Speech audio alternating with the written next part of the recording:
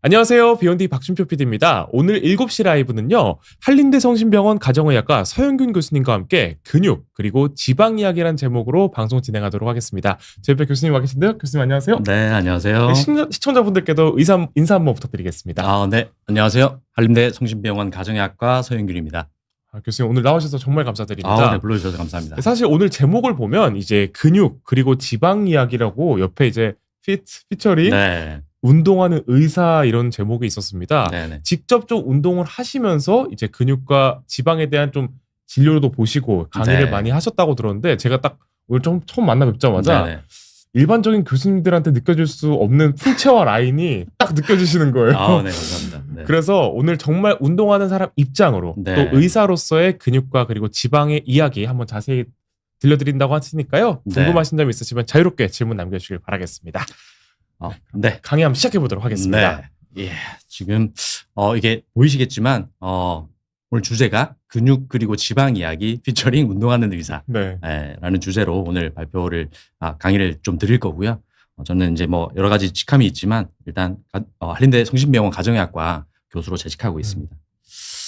네, 차례는 이렇고요. 네. 제가 간단히 제 소개를 이제 드리자면 제가 사실 이제 의사를 하기 전에 카이스트에서 산업경영학 학사 그리고 이제 경영공학 석사 박사과정 수료를 했습니다. 근데 시작은 의사가 아니셨던 거예요? 네, 맞습니다. 네, 그래서 원래 전공이 박사 쪽 전공은 금융공학 쪽으로 전공을 해서 그러니까 주식, 선물, 옵션 네.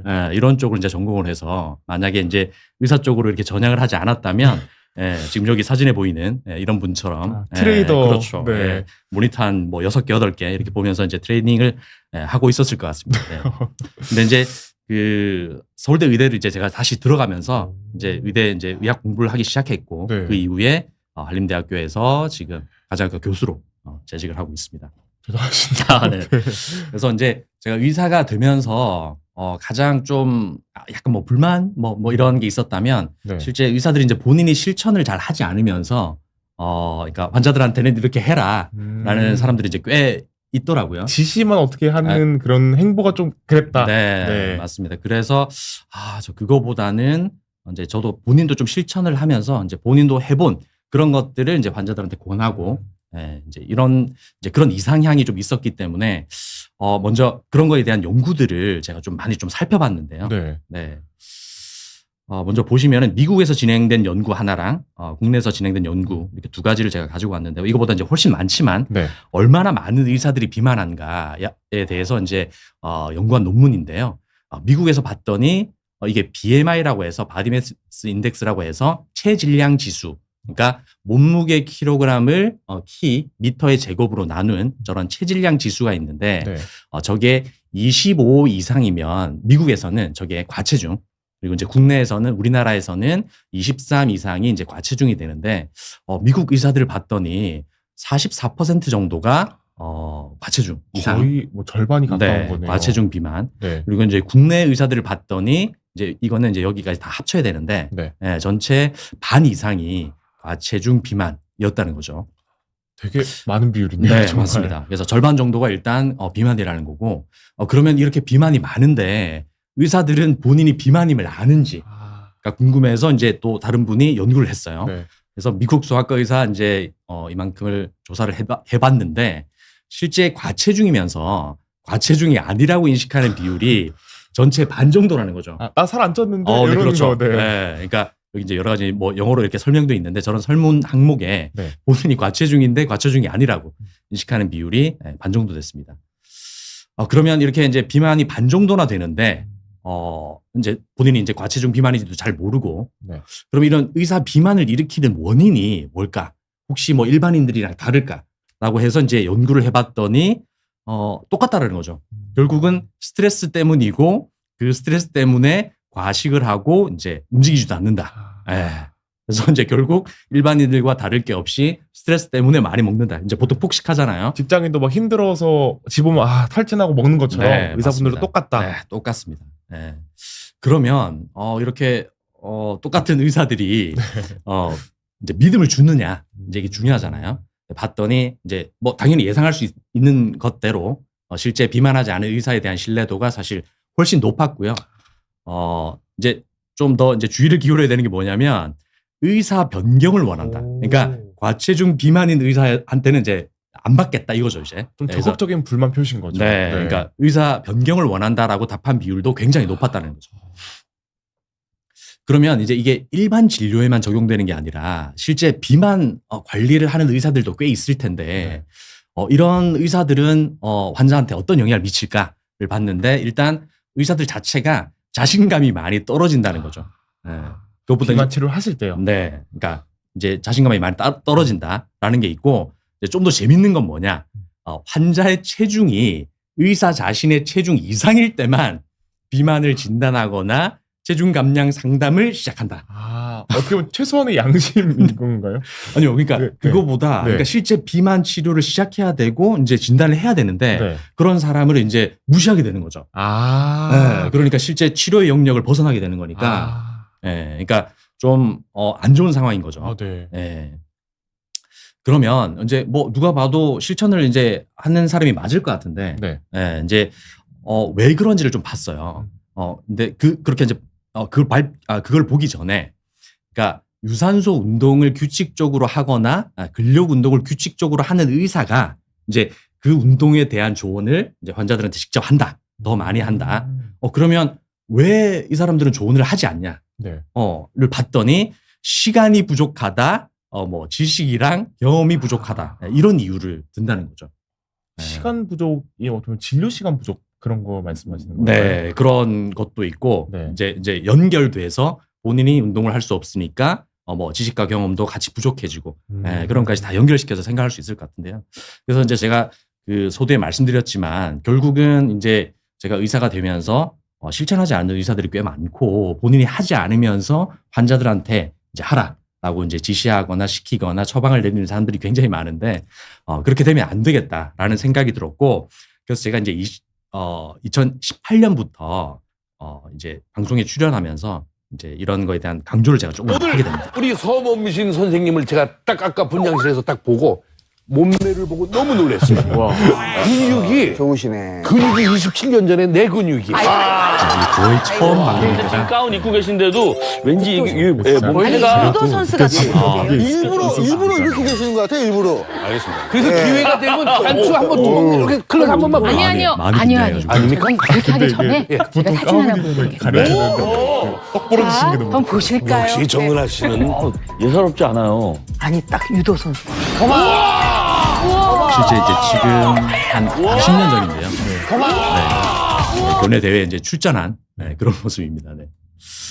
네. 그래서 이제 제 관심 분야를 간단히 네. 좀 설명드리면, 그러니까 지금 방금 말씀드린 것처럼 근육 그리고 운동, 운동의 또 뭐 그러니까 큰 축이라고 볼 수 있는 신체 활동, 네. 그리고 이제 그 관련된 심혈관 위험 인자들이 이제 어떤 게 있냐면 비만, 대사증후군, 고혈압, 당뇨, 고지혈증 혹은 이상지질혈증 그리고 이제 지방간, 비알코올성 지방간이라 불리는 저런 용어들이 있는데요. 네. 이런 것들이 이제 제가 관심이 있고 그다음에 이제 또 한 가지 더 나가서 지금 요즘에는 이제 빅데이터 그리고 이제 메타 분석 이런 것들에도 관심이 있습니다.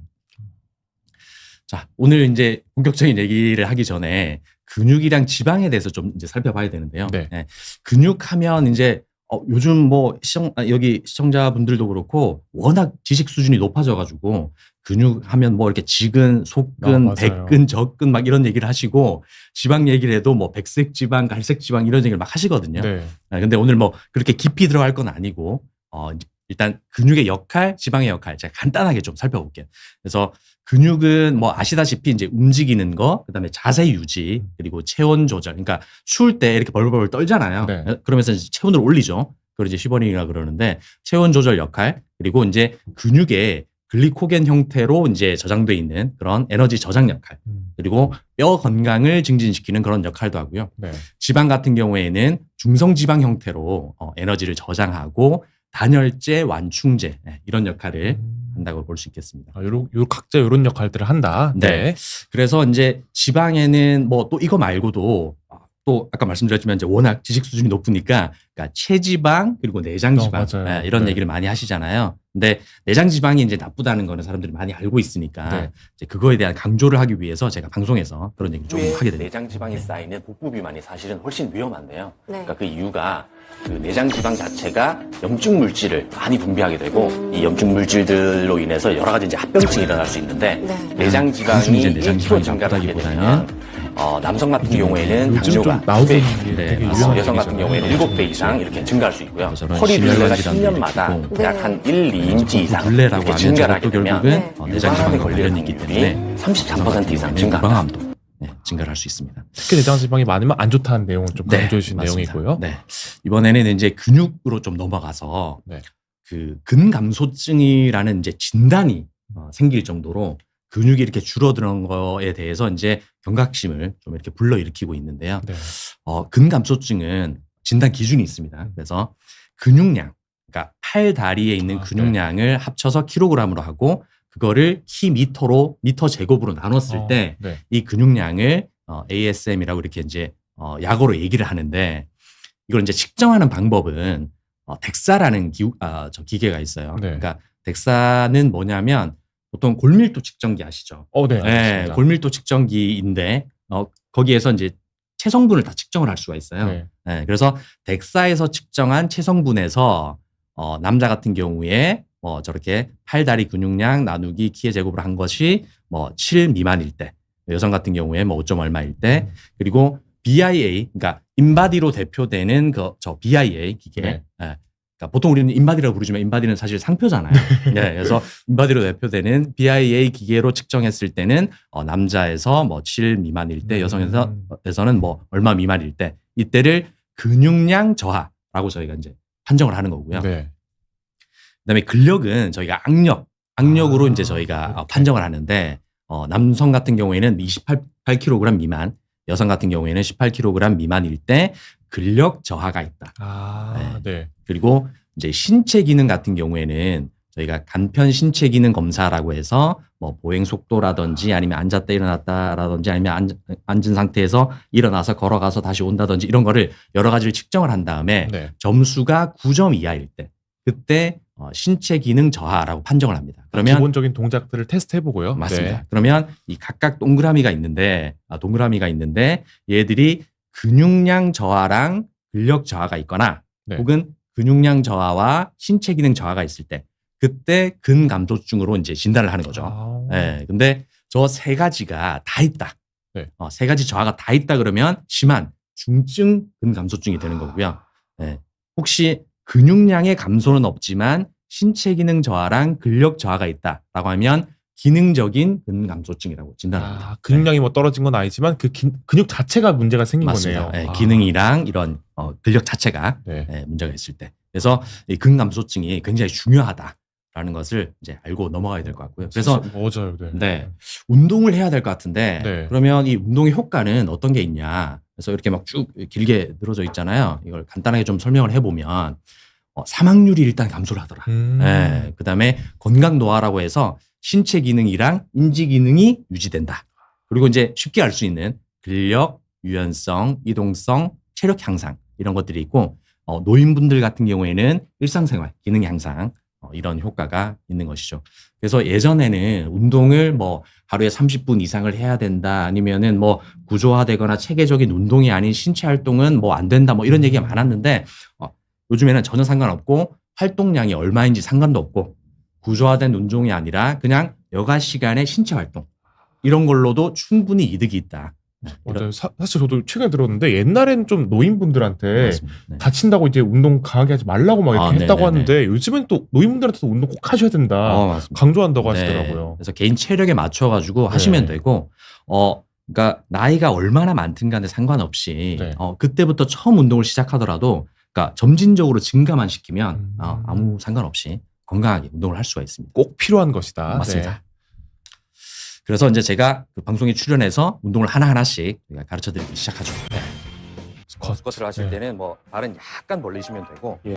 그다음에 무릎이 발끝 많은 방향으로 분들이 알고 나가시게 하시면 있지만 되는데 가장 잘 나가는 게 못하는 아니라 엉덩이를 뒤로 뺀다. 어렵더라고요. 그러니까 앉는 게 아니라 아프신 분들은 엉덩이를 또 뒤로 못하시고. 빼는 네. 운동이다라고 사실은 생각하시면 하면 안 되거든요. 무릎이 발끝 방향으로만 나가게 하시면 됩니다. 한번 좀 다시 천천히 네, 내려가 보시죠. 이렇게 와, 돌덩이시네. 이렇게 내려가고, 네네. 축구하면 공 너무 엄청 숙이지만 날아갔을 것 않고, 같아요. 네, 세워서 하시면 그래서 되고. 앉지 않고 예. 엉덩이를 저게 뒤로 만약에 뺀다. 힘드시다라고 하면 그냥 저 자세로 기역자, 니은자 이 자세로 벽에 기대고 있으면 됩니다. 벽 스쿼트라고 하기 때문에.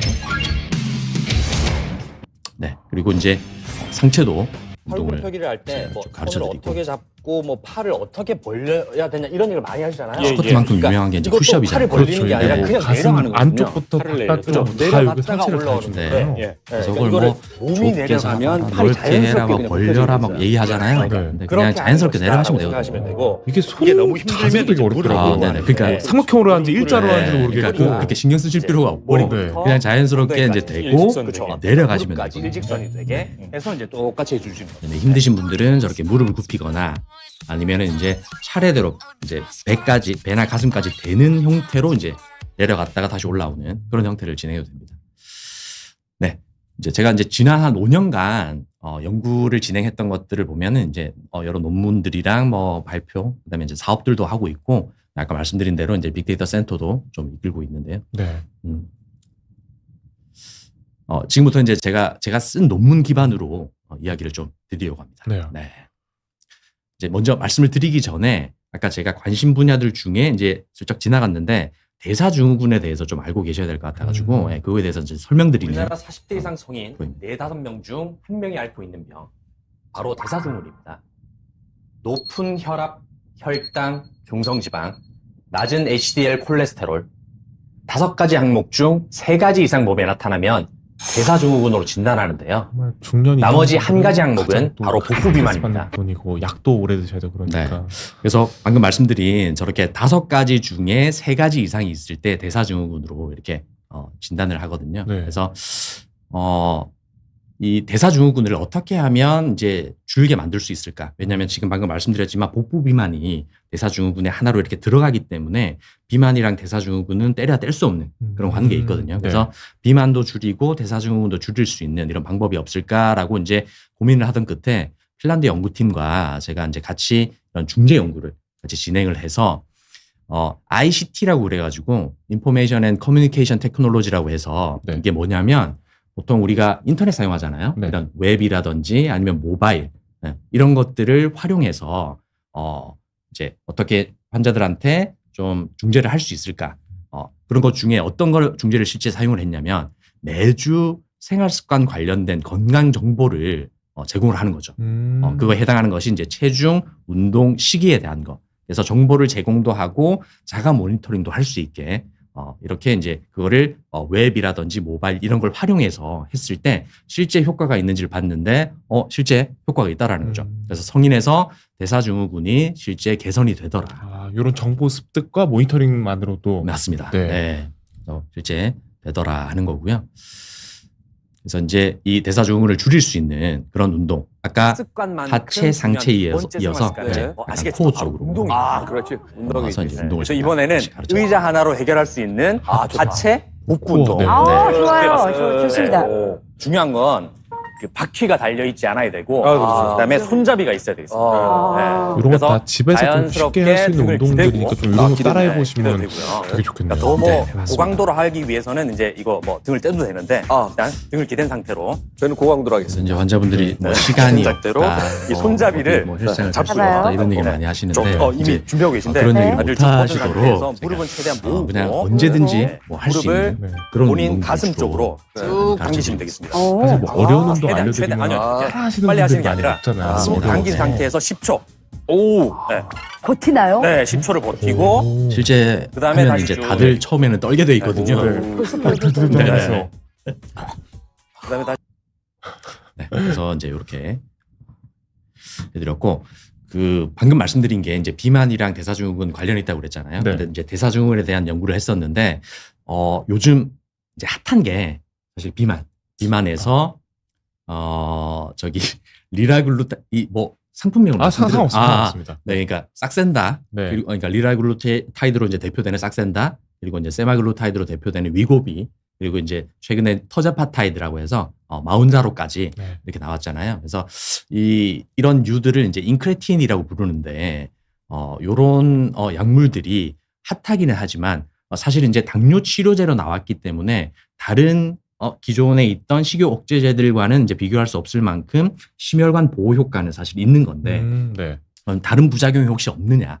그러니까 당연히 있어서 이제 제가 말씀을 드리겠죠. 그래서 여러 부작용이 있을 수는 있지만 사실은 뭐 실제로 밝혀진 것도 있고 아닌 것도 있고, 그러니까 단순히 뭐 한두 건 케이스 리포트로 발표된 것도 있고 이러면 사실 개연성을 밝히는 힘든 거거든요. 그래서 이제 가장 확실한 건 사실 위장관 부작용이 확실히 있고 그리고 그로 인해서 신장에 이제 무리가 가는 그런 케이스인데요. 그게 뭐냐면 이 주사를 맞고 나서 설사 부작용이 꽤 있습니다. 네, 그래서 설사를 오래 하다 보면 당연히 탈수가 일어나고 그러다 보면 신장이 망가질 수가 있거든요. 네. 그래서 굉장히 사실은 위험한 건데 대부분 그냥 설사를 하면 설사하다 먹겠지라고 해서 그냥 주사를 맞으면서 버티는 경우가 꽤 있어요. 아, 이거 별로 대수롭지 않게 여기시고요. 네. 오. 그래서 그러다가 이제 실제 이제 콩팥까지 이렇게 문제 생긴 분들이 계신데, 그러니까 설사를 그냥 단순히 단순 부작용으로 생각해서는 안 되고 설사가 있거나 하면 당연히 주치의 선생님이랑 상담을 하셔야 될 것 같습니다. 어쩌면 좀 바로 좀 조치를 취해야 될 정도의 큰 부작용이라는 맞습니다. 거죠. 네. 알겠습니다. 그리고 이제 대사증후군이 지금 비만과 대사증후군 관계는 제가 이제 말씀드렸잖아요. 네. 근데 대사증후군과 지방간도 혹시 관련이 있을까?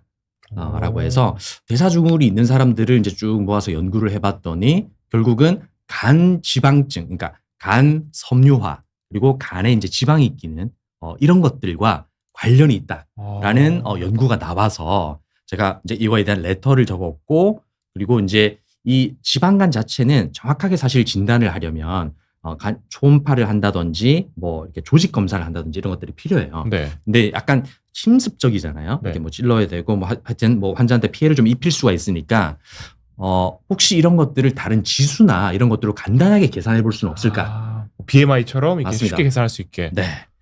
그래서 봤더니 실제 있더라고요. 그래서 간 섬유증 그리고 간 지방증 이런 것들을 계산하는 이런 계산식이 나이라든지 아니면은 뭐 혈액 검사 그리고 갖고 있는 질환 이런 것들을 통해서 실제 지수를 계산할 수가 있어가지고 이런 것들로 혹시 연구를 해보면 어떨까라고 해서 실제 연구를 진행해봤죠. 이거는 이제 하버드 팀과 이제 연구를 했는데요. 네.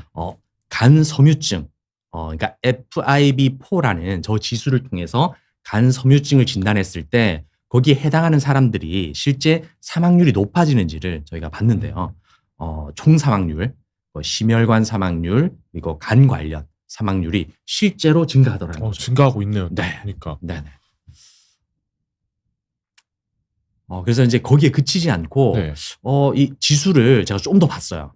지수를 아까 하나를 했잖아요. 네. 근데 그 하나 말고 제가 이런 간 섬유증 지표 그리고 간 지방증 지표 한 5개를 더 도입을 해가지고 얘들이랑 혹시 사망률 관계를 봤는데 네, 실제 총 사망률, 심혈관 사망률, 암 사망률, 간 관련 사망률 증가와 관련이 있더라는 거죠.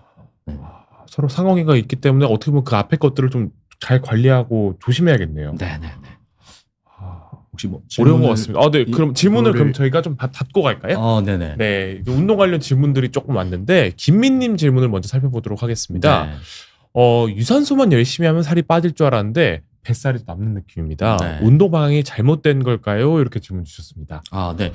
뭐, 그러니까 그 답을 아시고 말씀을 하신 것 같은데, 당연히 이제 유산소 더하기 이제 저항성 운동, 무산소 네. 운동을 같이 해주는 게 맞고요. 그러니까 유산소를 했을 때는 솔직히 말씀드리면은 그 수분이 빠져가지고 단순히 체중이 줄어드는 그런 케이스가 많고, 또 하나 이제 짚고 넘어가야 될 거는 뭐 뱃살만 빠진다든지 뭐 특수 부위만 빠지는 그런 운동은 사실 없습니다. 뭐 지방 흡입이 네, 아니니까요. 그러니까. 네. 지방 흡입을 하지 않는 한 그런 네. 운동은 없고 유산소 더하기 무산소 운동을 무조건 같이 해줘야 된다. 그래서 이제 운동 방향이 뭐 잘못됐다라기보다는 유산소를 열심히 하셨으면 거기에 이제 더해서 무산소 운동을 추가를 해서 해주시면 이제 기초 대사량도 당연히 올라가고 그러면 기본적으로 활동할 때 에너지 소모가 더 커지기 때문에 체중 감소에 훨씬 도움이 될 거라고 생각됩니다. 이게 사실 많은 분들 뭐 뒤에서도 운동 얘기를 하겠지만 네네. 보통 살에는 유산소다 이렇게 많이 생각을 하시잖아요. 네네네. 좀 섞어주는 게 이 단순히 유산소 하는 것보다 효율이 훨씬 좋나요? 네네. 훨씬 좋습니다. 훨씬. 네. 그럼 지금 김민님 같은 경우는 좀 근력 운동을 섞어주시는 게 좋겠네요. 무조건 섞어야 되고요. 그러니까 저 같은 경우에는 사실 저는 뭐 이런 말 해도 될지 모르겠지만 이제 다른 분들이 소위 헬창이라 부르기 때문에 좀 하루에 좀 어느 정도 운동을 하시나요? 제가 최고로 운동을 많이 했을 때는 사실 네. 학생 때인데, 네. 저기 의대를 다니고 있을 때인데, 그때 한 6시간 정도 헬스장에서 운동을 한 적이 있었습니다. 네. 한 2시, 뭐, 3시간 이렇게 하시는 건가요? 아니요. 유산소, 무산소 이렇게. 아니요. 유산소를 그래서 저는 1시간 미만으로 네. 했었고, 그러니까 거의 뭐 무산소 운동을 5시간 이상 한 거죠. 가능한가요, 그게? 그때는 가능하더라고요. 그래서 어. 그때 뭐 사실 뭐 지금 뭐 뒤에 말씀드리겠지만 네. 사실 탄수화물이나 밥 이런 걸 많이 드시면 안 되는데 네. 그때는 뭐 거의 밥 어. 3공기 이상 이렇게 먹고 했던 기억이 있습니다. 제가 옛날에 헬스장 PT 받을 때, 네. 1시간 받았는데, 그때도 지옥 같아서 빨리 집 가고 싶었는데, 5시간을 무산소를, 네. 네네. 운동하는 의사 수준이 아니라, 네. 약간 대단하신 의사시네요. 네. 그래서 이상한 소리도 많이 들었습니다. 김민님도 뭐, 네. 물론 6시간은 못하실 수 있겠지만, 네네네. 네, 조금이라도 섞어보시면 좋을 것 네네. 같습니다. 네, 생각 많은 밤 생각반님 질문 살펴보겠습니다. 식사량은 줄였는데 기운이 없고 쉽게 지칩니다. 이럴 땐 지방보다 근육이 먼저 줄어드는 건가요? 그럼 근력 운동을 해야 하나요? 근력 운동할 기운이 없어요. 이렇게 질문 주셨습니다. 그 식사량을 그러니까 줄이셨다는 거잖아요. 네. 그러니까 일단 운동을 할 때 그러니까 운동을 좀 많이 하게 되면 오히려 이제 식욕이 붙어가지고 많이 드시는 분들이 계세요. 그래서 운동을 처음 시작하라라고 하면 그러니까 제가 특별히 약을 처방을 하지 않고 이제 운동을 처방을 했을 때 사람들이 이제 식욕이 좀 늘어가지고 더 많이 먹고 이제 살이 쪄서 온다라는 그런 분들이 계신데 사실 살이라고 하는 거는 뭐 지방도 있을 수 있고 근육도 있을 수 있잖아요. 그래서 만약에 이제 운동을 해가지고 근육량이 늘어났다면 그거는 전혀 뭐 나쁘게 볼 게 아닙니다. 근데 식사량을 먼저 줄이기 시작하면 말씀하신 대로 운동할 힘이 없기 때문에 지칠 가능성이 굉장히 크거든요. 그래서 네. 처음부터 식사량을 줄이지 마시고 그러니까 식사량을 유지한 상태 그리고 양 자체도 이제 굉장히 애매한 말인데 이게 탄수화물 양을 얼마를 했다, 뭐 단백질 양을 얼마를 했다 이게 이제 다 다르잖아요. 그래서 식사량을 예를 들어 이제 100을 먹는데 기존에는 탄수화물을 70-80% 정도 먹었다. 그러면은 이거를 50% 이하로 줄이고 단백질 양을 늘리면 양은 같은데 네. 그러니까 운동할 때 뭐 힘이 더 날 수도 있는 거죠. 그래서 일단 식사량 자체를 분포를 그러니까 비율을 조절하면서 그대로 유지를 한 상태에서 일단 운동을 시작하시고 운동을 하면서는 이제 운동을 할 때 사실 본인의 이제 몸무게를 그람수로 바꾼 그러니까 예를 들어 한 70kg면 70g에 해당하는 단백질을 일단 기본적으로는 섭취를 하셔야 되고 운동할 때는 여기에 뭐 1.5배라든지 이렇게 더 드셔야 되는데 어떤 기본적으로는 드셔야 되니까 그러니까 그렇게 드시면서 이제 운동을 해야 된다는 거죠. 먼저 뭐 살 빼겠다고 바로 이제 운동할 거니까 밥 조금 먹어야지 하고 그러면은 이제 운동할 힘도 빠져버리는 건가요? 네. 힘이 빠지는 거에 더해서 네. 결국은 이제 근육이 빠지는 거거든요. 그러니까 아까 지금 저기 이제 예측하시고 이제 말씀을 하셨는데 그러니까 이게 근육이 잘 깨지지 않을 거라고 생각하지만 실제 제대로 먹지 않고 운동을 하게 되면 근육이 많은 수 깨집니다.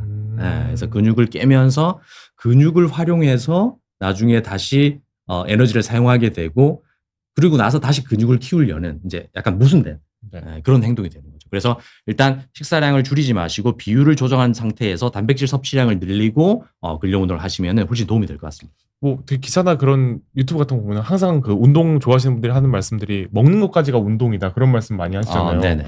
맞습니다. 그래가지고 뭐 너무 양을 줄이면은 말씀하신 것처럼 오히려 안 좋은 결과가 나올 수 있기 때문에 운동을 좀 하시면서 뭐 비율을 바꿔보시는 거 해보시면 좋을 것 같습니다. 평소처럼 그대로님께서 단백질을 이런 분들 많으시죠. 단백질을 많이 먹어야 근육이 생긴다는데 운동 안 하면서 먹기만 하면 지방으로 가는 거 아닐까요? 아니면 최소한의 활동으로 근육이 생기나요? 이렇게 질문 주셨습니다. 네. 다들 답을 알고 네. 그러니까 네. 근육의 성장이라는 거는 네. 근육의 이제 저희 피부에 상처 내는 것처럼 근육의 상처를 내서 그러니까 저희는 이제 혈장들은 보통 이제 찢었다 그러는데 그러니까 근육을 이렇게 찢으면 네. 그러니까 그 사이에 이제 재생이 되면서 근육의 비대가 일어나는 거거든요. 근데 그때 단백질 섭취한 그 영양소가 도움이 되는 거죠. 그러니까 이제 이게 운동을 하지 않고 그냥 먹었다. 그러면 근육을 찢지 않았는데 다시 재생될 것도 없잖아요. 네. 근데 그걸 생각해 보시면 아실 거예요. 그래서 당연히 근력 운동. 그래서 이제 운동에서 가장 기본적인 원칙이 뭐냐면 과부하 그리고 점진 증가. 그래서 점진적으로 과부하를 갖다가 이렇게 점점점 증가시켜야 이제 효과가 있다라는 거고, 그렇게 해야 내가 기존에 느끼지 못한 그런 힘을 느끼면서 근육이 상처를 입고 찢어져야 다시 재생되면서 이제 이 재생될 때 단백질을 활용해서 근육의 비대가 일어난다. 네, 그렇게 되는 거죠. 근데 진짜 아까 말씀하신 것처럼 운동하신 선생님이 이렇게 말씀해 주시니까 좀 옆에서 듣는 저도 네. 설득력이 좀 높은 것 같습니다. 네. 직접 경험을 통해 또 맞습니다. 말씀해 주시는 네. 거니까 평소처럼 그대로님도 이 근육을 먼저 찢고 딱 해보시면 좋을 것 같습니다. 오너님 질문 살펴보겠습니다. 요것도 저 정말 궁금합니다. 기존 근육량을 유지하기 위해서는 어느 정도 주 몇 회 헬스를 해야 할까요? 또 근손실은 운동을 며칠 동안 안 해야 이루어지나요? 여기 좀 많이들 물어보시는 것 네. 같아요.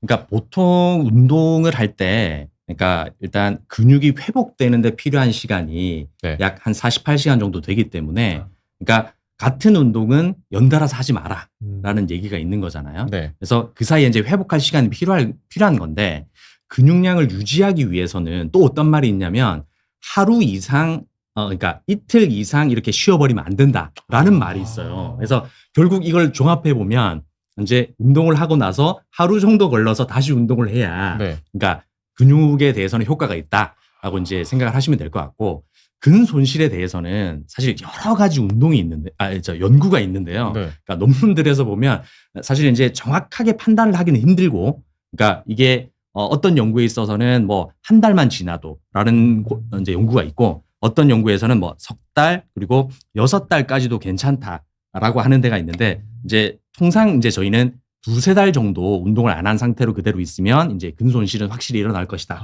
라고 이제 생각하시면 될 것 같습니다. 사실 저는 약간 이거 당연히 많이일 것 같긴 한데, 뭐 울어도 근손실 난다 이런 막 인터넷 글들 있잖아요. 네네. 울어도 근손실 나고, 뭐 예를 들어 뭐 남성분들이 뭐 특정 행위를 했을 때 네네. 근손실 나고 막 그런 찌라시들이 있는데, 네네. 그런 건 당연히 다 아니겠죠. 네. 네네. 대부분 그 헬창들이 하는 얘기고요. 네, 농담처럼 하는 얘기죠. 맞습니다. 네. 네네. 알겠습니다. 네. 2달 정도, 네. 2-3개월 정도로 보시고 계시다고 합니다. 네네네. 그럼 한 가지 더 살펴보고 나머지 내용 살펴보고 네. 다시 돌아오도록 하겠습니다. 건강긍정상쾌님께서 마른 비만이란 말에 대해서 조금 궁금해하시는데, 이런 분들은 팔이나 종아리 같은 곳에 운동을 하면 근육이 너무 티가 나기 때문에 운동을 안 하신다고 하는데, 그러면 복근이나 코어 근육 같은 곳만 운동해도 마른 비만이 없어질 수 있나요? 이렇게 질문 주셨습니다. 지금 마른 비만에 대해서 네.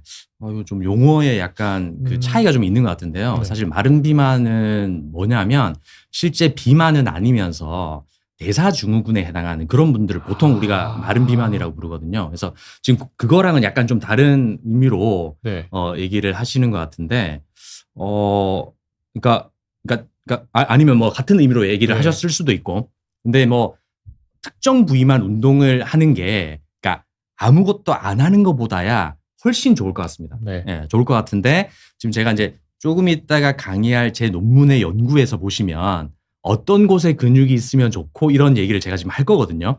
네, 그래서 지금 요거에 대한 답은 제가 강의를 하면서 말씀을 드리면 더 이해가 빠르실 것 같아요. 알겠습니다. 네. 아마 건강긍정 상쾌님께서 좀 올챙이배 같은 유형의 그 몸 바디 체형이 있잖아요. 네. 그런 분들이 뭐 복근 운동하면은 여기만 뺄 수 있냐, 이런 맥락에 좀 말씀이신 것 같은데, 좀 근육에 대한 얘기 저희가 이제 다룰 테니까요. 한번 쭉 시청해 보시면 좋을 것 같습니다. 네네. 뭐 이거- 추가로 질문을 좀 주셔도 될 것 같습니다. 네. 네. 그럼 강의로 다시 한번 돌아와 보도록 하겠습니다. 네. 그래서 이제 제가 그 아주 쉽게 할 수 있는 오. 맨몸 운동만 제가 보여드렸잖아요. 네. 거기서 이제 좀 고강도 운동으로 넘어가서 이런 운동도 할 수 있다라는 걸 하나 보여드린 그런. 마스크 쓰신 분이 교수님. 네, 계신가요? 맞습니다. 네, 지금. 네. 오. 이분이 왠지 네네. 운동도 하시는데 싸움까지 하시면 이거 스포츠 격투기까지 하시면 이거 너무 무서운데요? 아, 10분이 경과하자 체력 좋다는 서 교수도 한계치에 달한다. 이런 건 좀 유산소랑 무산소가 좀 결합된 형태인가요? 맞습니다. 네. 그래서 복싱 자체가 이렇게 어찌 보면 팔로 하는 거로 볼 수가 있는데, 네. 사실은 하체가 튼튼한 사람이 이기는 거거든요. 오. 네, 그래서 운동이 굉장히 많이 되는, 그러니까 유산소랑 방금 말씀하신 것처럼 유산소랑 무산소가 합쳐져 있는 그런 대표적인 운동이라고 보시면 될 것 같습니다. 자, 이제 우리가 비만을 이야기할 때 네. 소화를 빼놓고 이야기를 할 수가 없어요. 오. 네. 그래서 저 아이캔이라는 저런 중재 연구를 사실 지금 저희 같은 병원에 있는 다른 교수님이 PI를 맡으셔가지고 진행한 연구가 있는데 저도 이제 같이 이제 연구를 진행하면서 처음에 이제 비만이 있는 애들 있죠. 네. 그러니까 소아들이 과연 아까 말씀드린 골밀도 측정기, 이 방사능이 있는 골밀도 측정기로 체성분을 측정하는 것과 우리가 인바디로 알고 있는 저런 BIA로 측정하는 것이 차이가 있는지. 그러니까 차이가 없다라고 하면 애들한테 이제 방사선을 쬐지 않고도 저런 인바디로 그러니까 체성분을 정확하게 측정을 할 수 있는 거니까. 네. 이제 그 연구를 저희가 먼저 진행을 했더니 오히려 고도 비만 있는 애들에서 그러니까 이런 인바디랑 덱사랑 일치도가 더 높았다는 거죠. 그러니까 크게 신경 안 쓰셔도 된다는 거죠. 이렇게 뭐 헬스장에 있는 가벼운 기기로도 네, 충분히 네. 신뢰도를 확보할 수 있다. 네, 맞습니다. 네. 그래서 요 연구를 먼저 하고 이제 진행을 하게 된 거죠. 네. 그러니까 이런 소아 비만, 이런 대사질환 코호트 연구를 이제 또 진행을 했었는데, 이런 애들이, 그러니까 소아에서의 어떤 특정 그런 특성들이 청소년기에 혹시 대사증후군 위험인자랑 관련이 있을지를 저희가 봤더니 관련이 있는 게 어떤 게 있냐면, 네. 소득 수준이 좀 낮을 때, 그리고 부모님들이 이제 심혈관 질환을 가지고 있을 때, 그 다음에 소아 때 비만, 그리고 짧은 수면 시간, 이런 것들이 나중에 소아에서 청소년이 될 때 대사증후군과 관련이 있더라. 근데 사실 이제 바꿀 수 없는 인자도 있는 거잖아요. 여기서. 그렇죠. 네, 그래서 이제 비만은 저희가 막을 수가 있으니까 소아 때 비만은 막자. 그리고 수면 시간은 적당히 가지자 하는 거를 갖다가 이제 저희가 강조를 하게 됩니다. 이제 그러고 나서 이제 다시 아이캔 중재 연구로 다시 넘어오는데요. 네. 이 중재 연구에서 실제 저희가 이제 운동도 하고 영양도 하고 이런 중재를 이제 여러 가지를 저희가 했는데 실제 운동을 시켰더니 애들에서 체지방률, 심혈관 위험인자, 근육량, 근력 이런 것들이 실제 개선이 되더라는 거죠. 뭐 다른 바꿀 수 없는 변인들은 어쩔 수 없지만 이제 네네. 이거를 운동을 통해서 개선을 시킬 수 네. 있다는 거네요. 네네. 그래서 이제 실제 이거를 실천하기 위해서 네. 제가 저희 가족 내에서 실천을 합니다. 가족분들이랑 네. 소아라고 하면 이제 저희 아들 자제분이신 거죠? 네. 그분도 복싱을 이렇게 해요? 한국인 싸움 2년 정도 됐고요. 복싱할 때 막 재밌고 그리고 스파링 때 아빠도 때릴 수 있고 대본에 없던 거라. 네. 친구나 가족과 함께 어릴 운동을 하는 때부터 것만으로도 이렇게 더 운동을 오래 시키는 운동할 것이. 수 있고 살을 더 많이 뺄 수 있답니다. 아빠랑 같이 운동하니까 좋은가 봐요. 진심으로 해야 돼요. 네. 진심이 좀 느껴지네요. 네. 그 아들분의 펀치에서. 괜찮다. 두대 맞고 한 대라도 때려도 사실 되죠? 힘들긴 힘든데 이런 게 참 좋은 게 운동도 재밌어서. 되면서 좀 아이들의 활동량도 되게 채워줄 수 있을 것 같아요. 되게 잘하네. 아들들은 막 엄청 뛰는 거 맞습니다. 좋아하시잖아요. 네네. 그래서 이제 네. 이 중재 연구에서 저희가 이제 추가적으로 네. 봤더니 실제 서킷 운동이라는 게 있는데 이 서킷 운동 그리고 균형 시기 이런 것들이 체질량 지수, 허리 둘레 이런 것들의 실제 개선을 일으키더라. 라는 그런 결과가 나와서 실제 이제 서킷 운동을 시키기 위해서 이제 다시 또 촬영을 합니다. 네. 이번에도 아들. 네. 네. 우리 수달된 조교면은 몇 살 때부터 운동한 거예요? 5, 7, 6 5년 동안 우리 왜 운동하는 거예요? 그래야 아빠처럼 될 수 있거든요. 이런 아빠라면 정말 자랑스럽죠? 저도 노력해야겠어요. 네네네. 그렇게 하면 안 되죠. 네. 그래서 이렇게 서킷 운동을 시키는 것이 도움이 된다라고 해서 실제 서킷 운동을 실천을 했고요. 좀 약간 서킷 운동이라는 게 조금 쉽게 말하면 규칙적으로 반복해서 하는 운동인가요? 네네. 그거 이제 또 뒷부분에 네네. 나와서, 그러니까 서킷을 이렇게 정해놓고, 네. 그래서 그 각 부위에서 특정 시간을 운동을 하고 중간에서는 잠시 휴식을 가지고 다시 다른 서킷으로 이동해서 이렇게 운동하는 것들을 이제 말하는데, 뭐 이제 뒤에 또 설명을 드리도록 하겠습니다. 네. 그래서 요 마지막 이 아이캔 연구에서 저희가 또 하나 밝혀낸 게 애들이 이제 단순히 근육이나 지방, 체중 이런 것들뿐만 아니라 사실 골밀도, 뼈도 되게 중요하잖아요. 네. 이런 골밀도 자체가 근육량이 이렇게 높은 애들은 골밀도도 높더라. 근데 체지방률은 높은 애들이 골밀도가 낮더라. 그러니까 이런 상관관계가 있는 거죠. 근데 고도비만 애들은 그러면 실제 근육량이 많을 때 좀 양의 상관관계가 원래 있어야 되는데 고도비만 애들에서는 근육량이 많아도 골밀도가 많이 높지 않다라는 거죠. 어떻게 보면 무게 자체가 부담이 돼서 그런가요? 네, 그런 것도 있을 수 있고, 네. 그러니까 이런 양의 이런 좋은 상관관계가 사라져서 좀 안타까운 그런 케이스라 실제 이제 고도비만 애들의 체중을 좀 줄이고 해서 근육량을 늘리게 되면 뼈도 튼튼하게 할 수가 있는 것이죠. 알겠습니다. 체중 관리가 이렇게 좀 중요하다. 네. 근육량도. 네.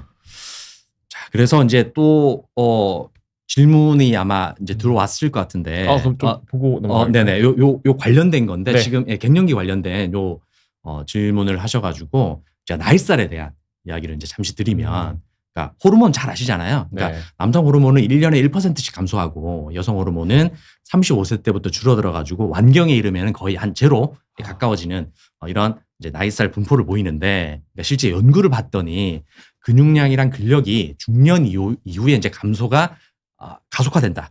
근데 실제 어느 정도냐면은 네. 하직 근력, 그러니까 힘 같은 경우에는 1년에 3%씩, 그다음에 근육량 같은 경우에는 1년에 1%씩 감소를 하더라. 근데 이게 근육 강화 운동을 하게 되면 감소 속도를 늦출 수 있다.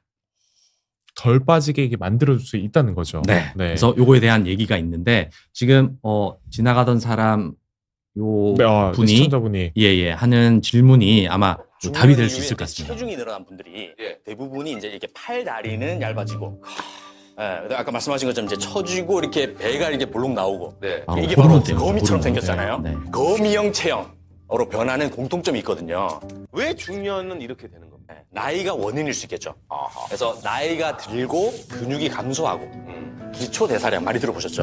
이게 또 줄어들고, 자연적으로도 그리고 근육이 이제 감소되고 남아 있는, 그러니까 많이 먹고 남은 그런 그걸 에너지 먹으면 있잖아요. 잉여 지방이 복부에 기초 주로 대사량이 쌓이는 좀 거죠. 줄어들기 때문에 그러니까 복부에 보통 이제 쌓이게 저희가 되고 중성지방에 배 나온다고 하시잖아요, 다들. 탄수화물을 네. 과잉 섭취해도 또 이제 추가로 남아 있는 것들이 말씀드리는데 중성지방 한 형태로 가지 변형이 더 있는 돼가지고 게 내장 지방으로 이렇게 쌓이게 되는 거거든요. 여성의 경우에는 한 가지 더 안 좋은 소식이 있어요. 처음에 초경을 하게 되고 하면 이제 가슴이랑 엉덩이나 이런 쪽에 이제 지방이 분포하는 그런 형태로 이제 진행을 하다가 완경이 되는 거죠. 그러니까 여성 호르몬이 확 줄어들게 되면은 그 지방이 주로 복부에 분포를 하는 그런 체형으로 변하게 기분 됩니다. 탓이 아니라 실제 그런 케이스가 많이 있다라는 것을 설명드릴 수가 있을 것 같고요. 네.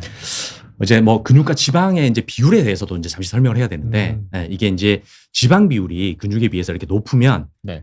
당연히 예상할 수 있겠지만 인슐린 저항성이라든지 아니면 대사증후군 높은 것과도 관련이 있더라.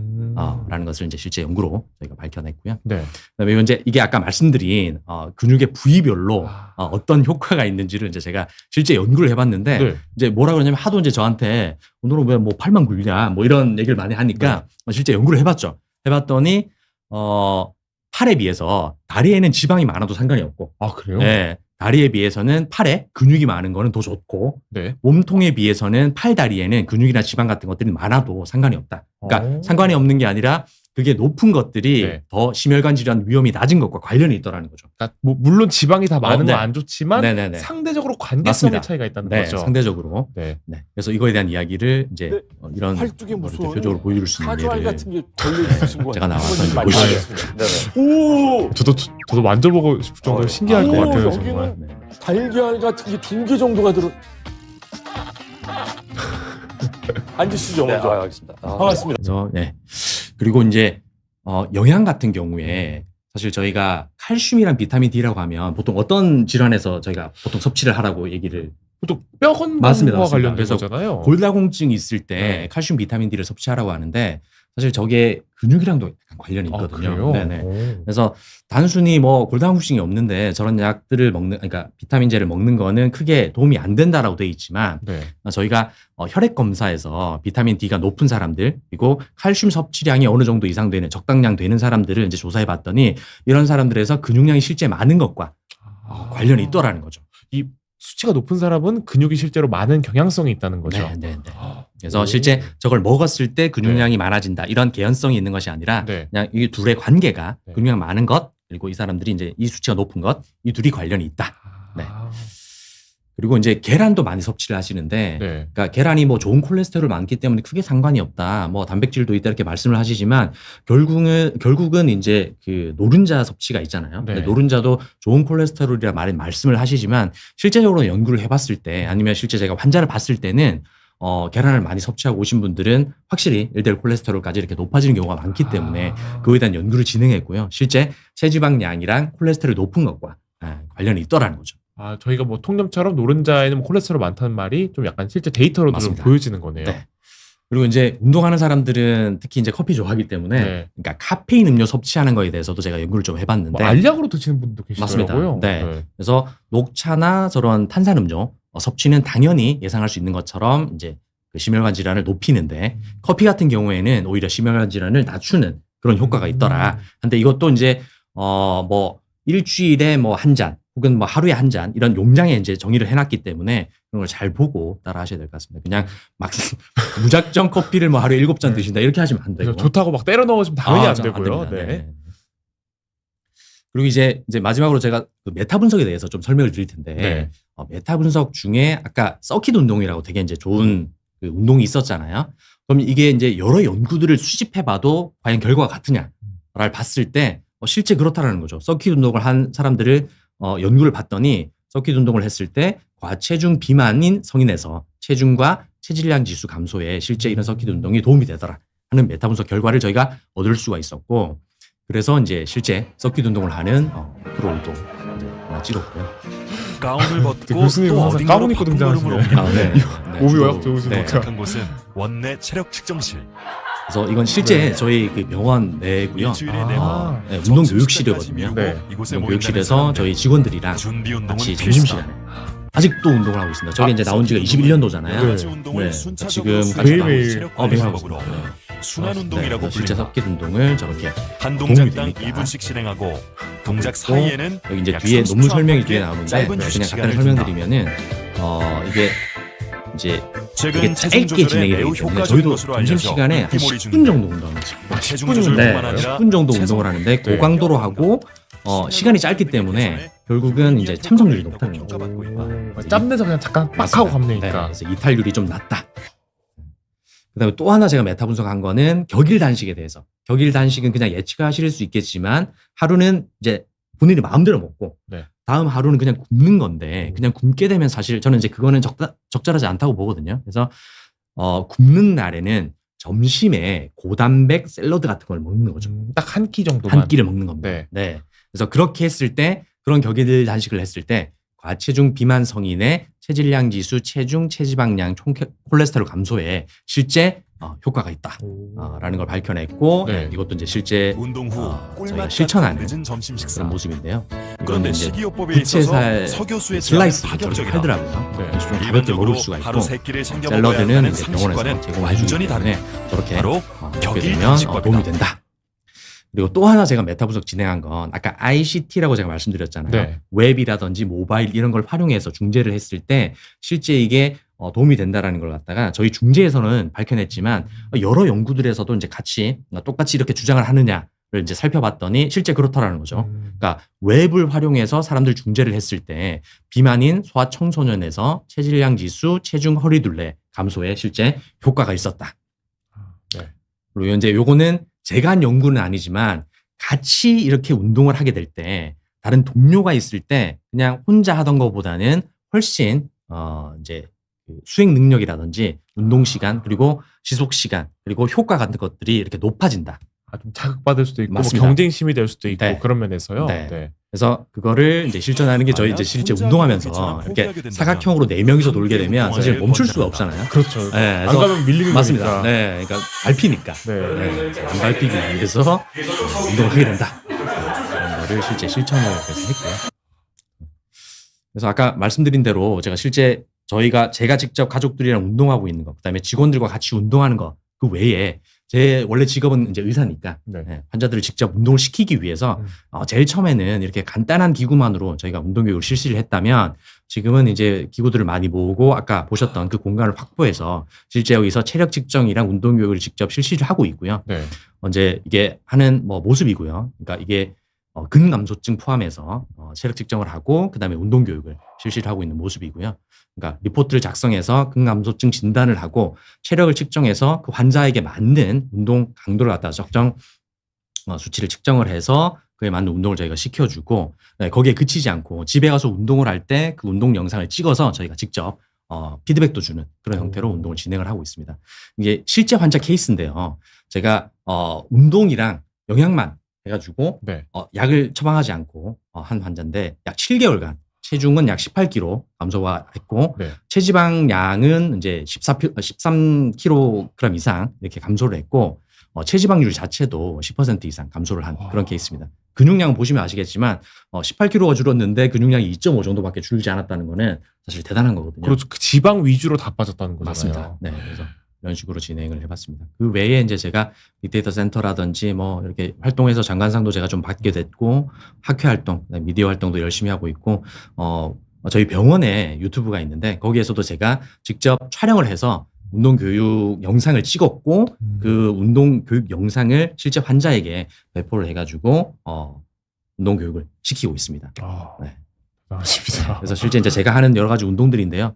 그러니까 환자분들한테 사실 좀 강조를 하고 싶은 거는, 그러니까 저한테 오시면 그걸 물어봐요. 그러니까 어떤 운동 해야 되냐. 그렇죠. 운동 막 물어보시는데 저는 일단 그 생각, 이제 운동을 하실 생각이 있다라고 하면 일단 나가서 빠르게 걷기부터 하세요. 그 다음에 이제 본인이 혹시 운동을 재미있었던 운동을 해본 게 있느냐. 뭐 배드민턴이라든지 뭐 탁구라든지 뭐 다 좋아요. 뭐 테니스도 있을 수 있고 뭐 복싱도 있을 수 있고 재밌었던 운동을 해야 돼요. 그러니까 왜냐하면 헬스가 재미없는데 계속 그거를 하라고 시키면 사실 잘 못하거든요. 제가 그랬어요. 네. 지속 가능성이 하나도 없고, 그러니까 1년 등록하고 정말 10번 가면 많이 가는 거예요. 맞아요. 네. 그래서 그렇게 낭비하지 마시고 가장 재미있었던 운동을, 지속 가능한 그런 운동을 계속 할 수 있도록 해서 의사랑 상의해서 진행을 하시면 좋을 것 같습니다. 재밌으면 이제 시키지 않아도 하잖아요. 네, 합니다. 무조건.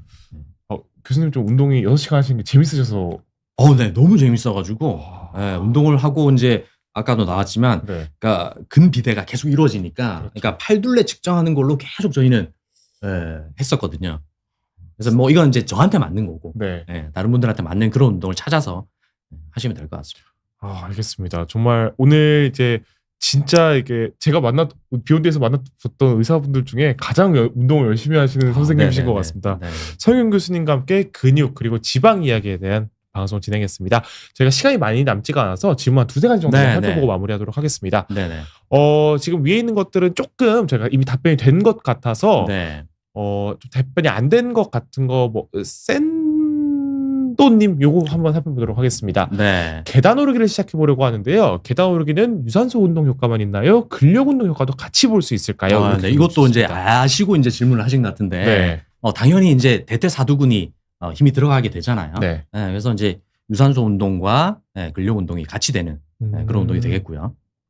알겠습니다. 그 다음에 위에 행복이님 질문이 있었는데요. 저희가 복근 운동 3가지 좀 간단하게 할 수 있는 건 좀 어떤 것들이 있을까요? 네. 아까 제가 혹시 방송을 보셨는지 모르겠는데, 의자에서 네, 맞습니다. 올리는 거, 의자에서 다리를 올리는. 그러니까 복근 운동은 가만히 생각하시면 상체를 일으키든 아니면 하체를 들든 이렇게 생각하시면 되거든요. 그래서 가장 기본적으로 우리가 윗몸 일으키라고 하는 상체를 올리는 운동이 있을 수 있고, 그다음에 다리를 움직이는 레그레이즈가 있을 수 있고, 그걸 앉아서 하면 이제 다리를 드는 그런 복근 운동이 될 수 있기 때문에 크런치, 그러니까 우리가 보통 윗몸 일으키기, 그다음에 누워서 레그레이즈, 그러니까 다리를 내렸다 올리는 레그레이즈, 의자에 앉아서 다리를 당기는 이런 3가지 운동을 하시면 좋고요.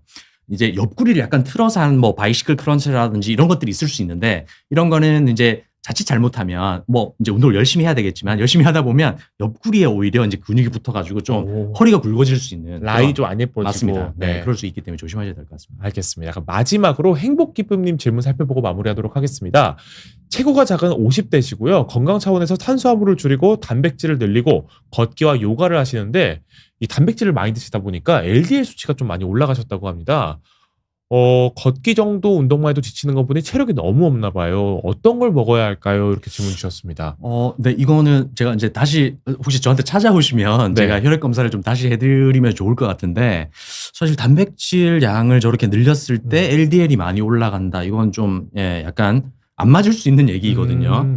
그래서 식단을 실제 어떻게 하셨는지를 좀 잘 적어 오시거나 이제 보여주셨을 때 제가 좀 조언을 해드릴 수 있을 것 같고요. 단백질 양은 아까 말씀드렸지만 탄수화물 양은 그러니까 우리 한국 사람들이 대체로 70-80% 정도를 탄수화물을 포함한 식단을 가지고 있기 때문에 여기에서 탄수화물 비율 자체를 50% 미만으로 줄이는 그런 노력을 하고 단백질 양을 20에서 30% 정도 섭취를 하게 되면 굉장히 좋습니다. 근데 단백질 자체가 단백질 파우더로 되어 있을 때 그게 단백질뿐만 아니라 거기에 이제 맛을 내기 위해서 콜레스테롤이나 이런 게 포함될 수 있거든요. 그랬을 때 이제 그러면 성분을 좀 제대로 살펴보시고 섭취를 하는 게 좋겠고, 단백질 파우더는 권유하지 않습니다. 그래서 음식으로 단백질 섭취하는 게 굉장히 좋기 때문에 그 중에서도 이제 닭고기라든지 소고기라든지 이런 그 육류보다는 콩, 뭐 두부 같은 이런 식물성 단백질을 섭취하는 것이 굉장히 좋고요. 그게 안 될 경우에는 뭐 생선 같은 것도 가능하겠고, 이런 식으로 음식으로 단백질을 섭취하는 것이 더 좋으니까 단백질 파우더는 되도록이면 좀 지양하는 것이 좋겠습니다.